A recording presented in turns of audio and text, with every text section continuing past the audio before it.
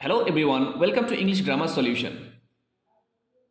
এই ক্লাসে আমরা ইউজ টু এর ব্যবহার নিয়ে আলোচনা করব। ইংরেজিতে কথা বলতে গেলে বা ইংরেজিতে কিছু লিখতে গেলে আমরা যদি ইউজ টু এর ব্যবহার জানি তাহলে সেই সেন্টেন্সগুলোকে আমরা অনেক অ্যাডভান্স লেভেলে লিখতে পারি। এই ক্লাসে আমরা ইউজ টু এর ব্যবহার নিয়ে সম্পূর্ণ ডিটেলস আলোচনা করব। আর এই ক্লাসটি যদি ভালো লাগে তাহলে অবশ্যই ভিডিওটিতে একটি লাইক, কমেন্ট এবং চ্যানেলটি সাবস্ক্রাইব করে দেবেন।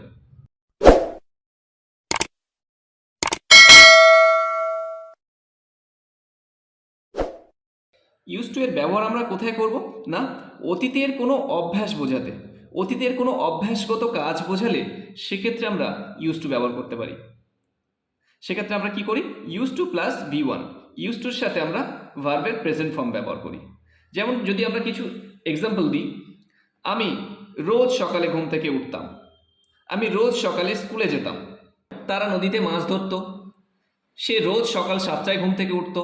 এই যে অতীতের কোনো অভ্যাসগত কাজ, এই ধরনের সেন্টেন্সগুলোকে আমরা ইউজ টু এর সাহায্যে বাক্যগুলোকে ট্রান্সলেট করতে পারি। প্রথমে আমরা এখানে কিছু এক্সাম্পল দেখে নেব। যেমন আমি সকাল 7টায় নাস্তা তৈরি করতাম, তিনি প্রতিদিন সকালে চা খেতেন, তারা রোজ স্কুলে যেত। এই যে অতীতের কোনো অভ্যাসগত কাজ বোঝাচ্ছে, এই ধরনের সেন্টেন্সগুলোকে আমরা ট্রান্সলেট যখন করব তখন ইউজ টু প্লাস V1 ব্যবহার করব, ইউজ টু এর পরে ভার্বের প্রেজেন্ট ফর্ম ব্যবহার করব। সেক্ষেত্রে যে আমাদের যে স্ট্রাকচারটা ফলো করতে হয়, প্রথমে আসে সাবজেক্ট, তারপরে ইউজ টু, তারপরে আসে ভার্বের প্রেজেন্ট ফর্ম এবং শেষে আদার্স। তাহলে এই সেন্টেন্সগুলোকে কিভাবে আমরা ট্রান্সলেট করব এখন দেখে নেওয়া যাক। প্রথম যে বাক্যটি আছে, আমি সকাল 7টায় নাস্তা তৈরি করতাম, এখানে সাবজেক্ট হচ্ছে আমি, এটা হলো সাবজেক্ট, এবং ভার্ব হলো তৈরি করতাম, এটা হলো কি ভার্ব। তাহলে প্রথমে আমরা সাবজেক্ট নিয়ে আসবো আই, তারপরে আসবে use to, I use to, তারপর ভার্ব কি make, I use to make.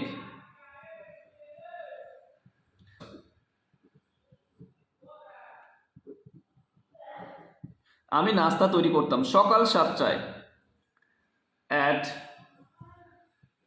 7 o'clock in the morning.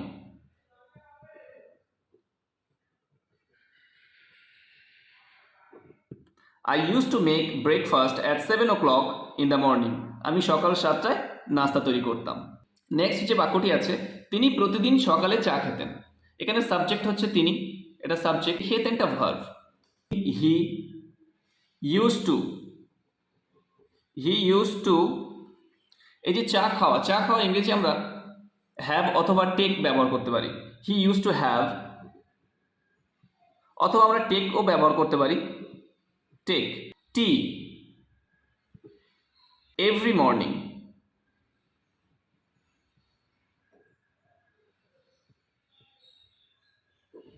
He use to have tea every morning, তিনি প্রতিদিন সকালে চা খেতেন।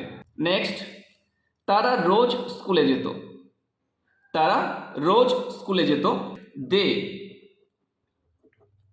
Use to, they use to go, তারা রোজ যেত, দে ইউজ টু গো, তারা রোজ যেত to school, they use to go to school daily, তারা রোজ স্কুলে যেত। এভাবে আমরা ইউজ টু এর ব্যবহার করতে পারি। এই সেন্টেন্সগুলোকে যদি আমরা এখন নেগেটিভে পরিবর্তন করি তাহলে এই বাক্যগুলো কেমন হবে দেখে নেওয়া যাক। এই সেন্টেন্সগুলিকে নেগেটিভে নিয়ে যেতে গেলে আমাদের ইউজ টু এর আগে ডিড নট কথাটা ব্যবহার করতে হবে। Did not, did not plus use to. এখানে যেমন ছিল ইউজড, এই ডি যোগ ছিল, কিন্তু এখানে ডিটা আর আসবে না, ইউজ টু এমন হবে। তাহলে কেমন হচ্ছে? I use to make breakfast at 7 o'clock, তাহলে এখানে কেমন আসবে? I did not use to make breakfast at 7 o'clock in the morning. তাহলে I did not used to make breakfast at 7 o'clock in the morning. আমি সকাল 7টায় নাস্তা তৈরি করতাম না, তার নেগেটিভে এমন হলো। যেমন তার পরের বাক্যটা আছে he use to have tea every morning. তাহলে he use to have tea, তাহলে কেমন আসবে? He did not use to have tea every morning.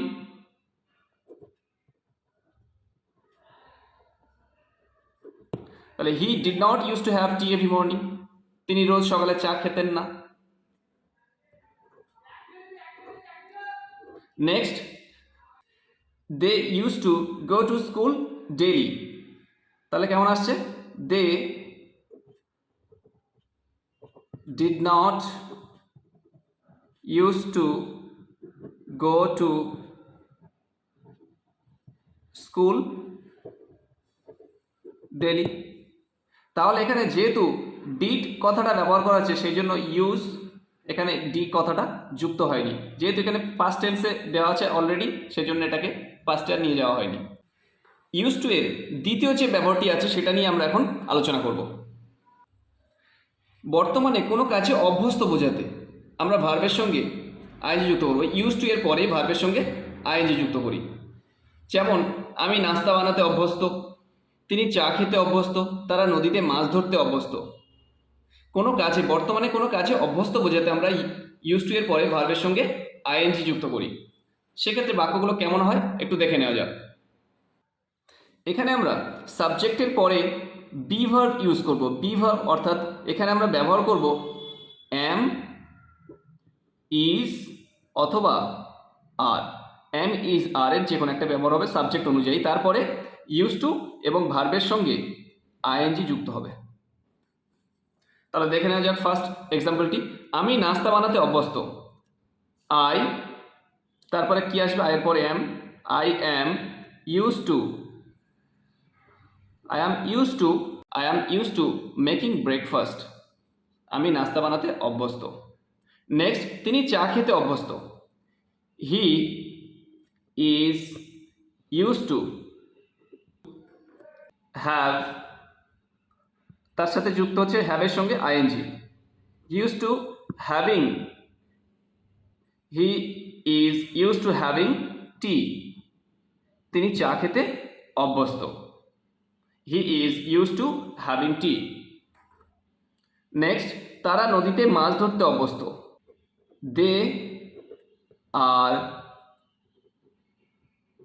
used to catch, মানে ধরা, তার সঙ্গে আইন যুক্ত হবে ক্যাচিং।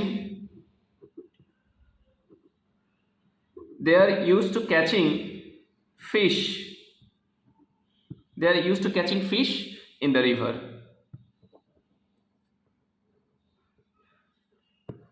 কেমন হলো? তারা নদীতে মাছ ধরতে অভ্যস্ত। They are use to catching fish in the river.